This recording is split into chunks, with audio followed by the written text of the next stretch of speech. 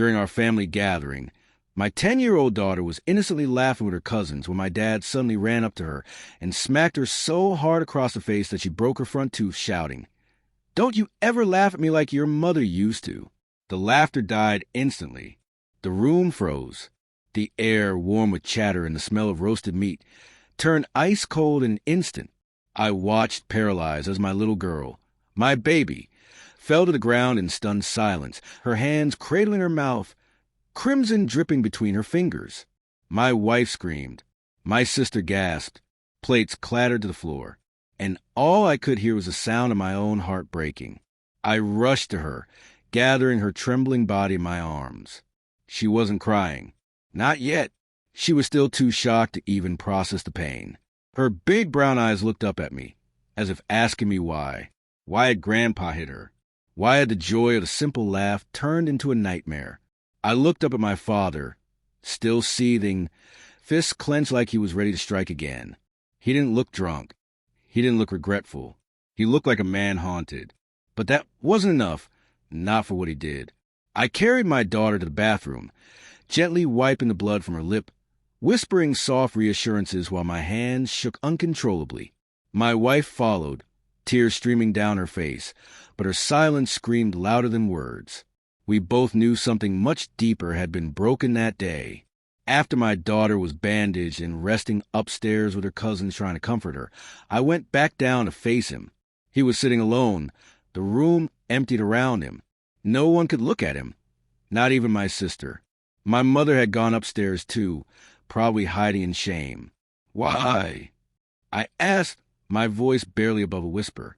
He didn't answer, just stared into the half-empty whiskey glass beside him.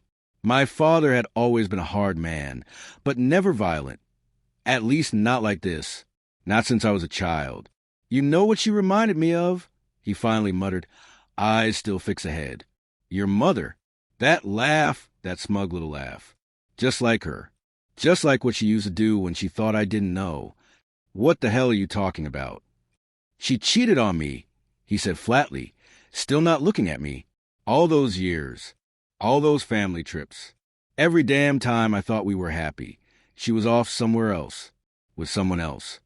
I staggered back a step, stunned. "Are you saying you hit my daughter because she reminded you of Mom?" She had her smile, her eyes, her damn laugh. You don't forget the sound of someone mocking you behind your back. The room was silent, except for the ticking clock on the wall. I had never heard this before. My parents had always seemed like a solid pair.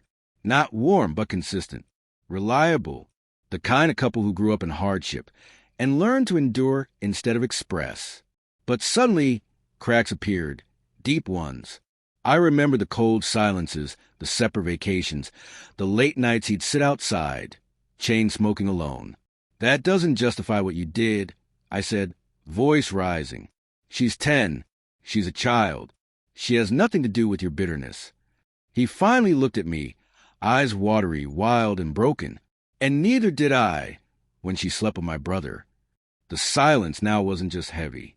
It was suffocating. "Uncle Mark." I asked, the words foreign on my tongue. He nodded slowly. "I found out after he died. Letters, photos, hotel receipts stuffed in an old box. She kept them like trophies, like it didn't matter, like I was a joke." I sat down across from him, barely able to process what I was hearing. "All those years," he continued, "I thought I was a fool who couldn't keep his wife happy. But she made her choice a long time ago. She just never had the guts to leave." "And what about you?" I asked, staring at the man who had just traumatized his granddaughter. "You never had the guts to face it either, so you buried it. And now it's leaking out on an innocent kid." He didn't answer. My wife walked in, her face pale but composed. "We're taking the kids home, and you're not seeing her again. Not until you fix this. Not until you earn a place in her life." He looked like he might argue, but then he just nodded, a quiet, pitiful nod. That night, I sat beside my daughter's bed, watching her sleep with gauze in her mouth and a bruised cheek. Her tooth was gone, her innocence chipped. As I sat there, holding her hand, I remembered the day she was born.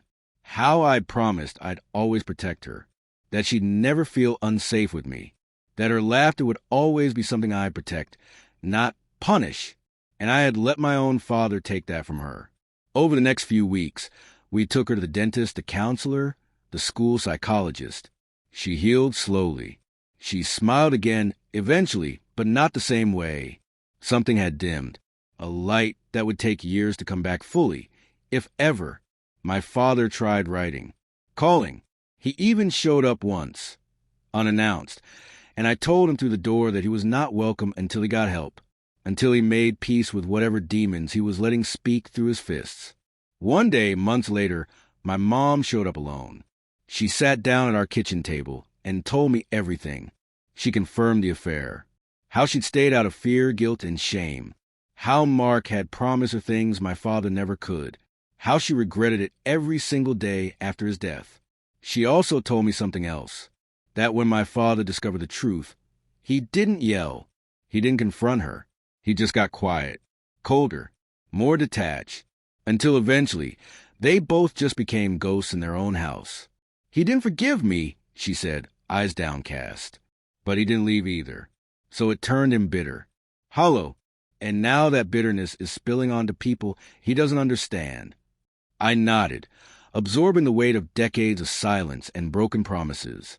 We broke something in him, she said, but that doesn't excuse what he did to your daughter. No, I said, it doesn't. Months passed before we agreed to see him again, at a distance, in a park, with a counselor present. It was stiff, awkward, but a start. He cried when he saw her, though she wouldn't look him in the eye. And I didn't force it. Healing has no schedule. That moment changed everything, not just in our family dynamic, but in the stories we tell ourselves about who we are. We stopped pretending we were perfect. We stopped lying to preserve a hollow image, and we started talking, honestly, painfully, but finally. And I realized something else along the way. Cycles only break when someone is brave enough to stop them. I will be that someone, for her, always.